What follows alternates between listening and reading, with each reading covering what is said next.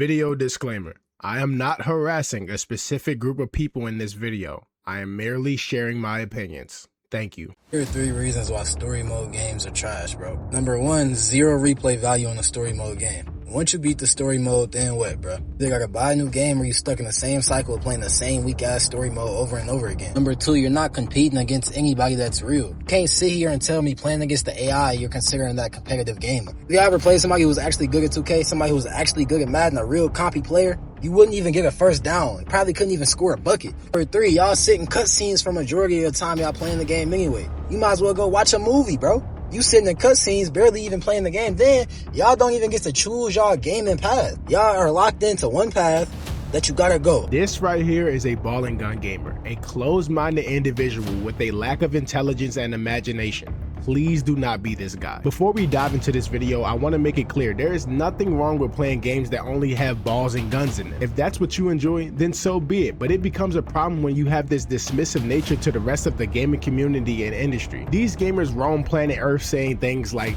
there's no games to play, while only having 2K, Madden, Fortnite, and COD installed on their PlayStation. This is literally a self-imposed limitation on top of a false generalization. These gamers are aware that there are millions of others of games that they could be playing, but they subject themselves to the same 4 games. And because they do that, it creates this confirmation bias in their head. They'd rather stick to playing the same 4 games to reinforce the idea that gaming is dying inside of their heads instead of trying a new one. Number 1, 0 replay value on a story mode game. Once you beat the story mode, then what, bro? You gotta buy a new game or you stuck in the same cycle of playing the same weak-ass story mode over and over again. There's no replay value. Nobody wants to keep playing the same story mode. When you play 2K, when you play Madden, there's hella different options. You got My Team, you got My League, you got Franchise, you got Dynasty, you got Park. There's online game modes against real people.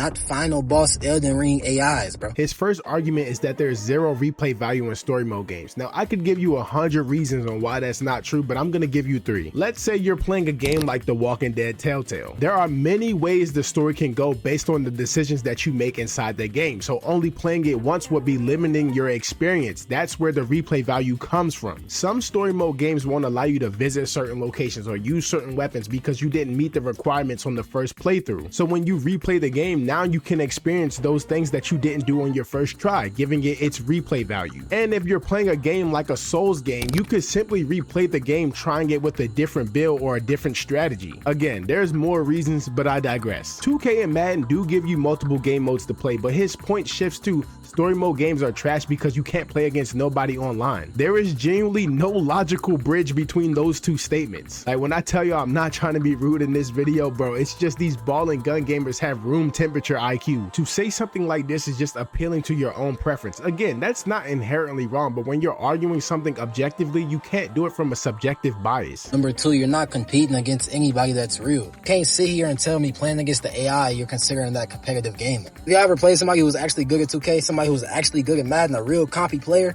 you wouldn't even get a first down. You probably couldn't even score a bucket. Y'all try to compare that to an Elden Ring's final boss or a Clash, whatever y'all be playing, bro. I don't even care. Them games is trash, bro. It's not competitive. You're not a real gamer if you're sitting there playing against the AI, final boss AIs all day, bro. This guy is just using arbitrary criteria and completely shifting the goalposts. Because you're going against AI and not real players, the game automatically equals bad. What? Since when did competition against IRL players determine whether a game is good or bad? Again, he's yet to objectively prove why story mode games are bad. He's using this type of reductionism so that anything outside of playing online just equals bad. Bro, story mode games aren't trying to be online experiences. That's like rating Dark Souls based on its esports potential. What are you talking about? And then he makes this point where these people who play story mode games wouldn't be able to get a bucket in 2K or a first down in Madden. Of course they wouldn't. They don't play those games. Like, I bet if someone told him play Cuphead on the hardest difficulty without getting hit once on your first try, he would see the competitive nature in these story mode games. Because trying to do a challenge like that on Cuphead is way harder than any challenge or a game mode or competition in 2K or Madden. The competition he's looking for in these single player story mode games is competition against yourself. Go talk to a From Software fan. I'll guarantee they give you a challenge. For 3, y'all sit in cutscenes for majority of the time y'all playing the game anyway. You might as well go watch a movie, bro. You sitting in cutscenes, barely even playing the game. Then, y'all don't even get to choose y'all gaming path. Y'all are locked into one path that you gotta go. 2K is hella options. Rainbow Six Siege, hella options. Madden, hella options, bro. I'm not finna sit here and tell me that the games I play The games I spend my time on ain't copy games.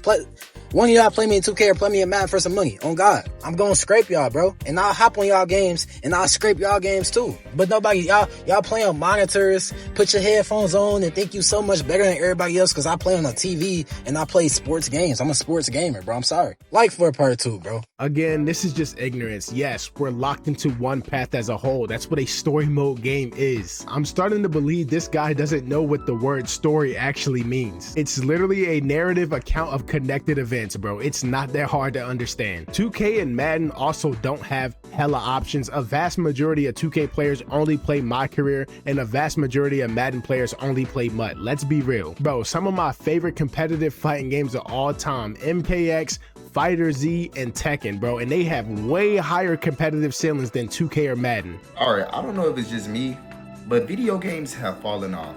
There's only 3 games that people play nowadays: NBA 2K, Call of Duty, and Madden. And I'm not gonna lie, when I was younger, we used to play a whole bunch of video games. Some to name a few: Terraria, Minecraft, all of the Super Mario Bros. Games. And it's so crazy to me that it's almost been a year and I still don't have a Nintendo Switch 2. Younger me would beat my ass right now. But in all seriousness, video games are just not as fun to play anymore. Yes, I'm still gonna play video games probably till I die, obviously. But the only game that I play fully every single day is NBA 2K. And I hate that shit.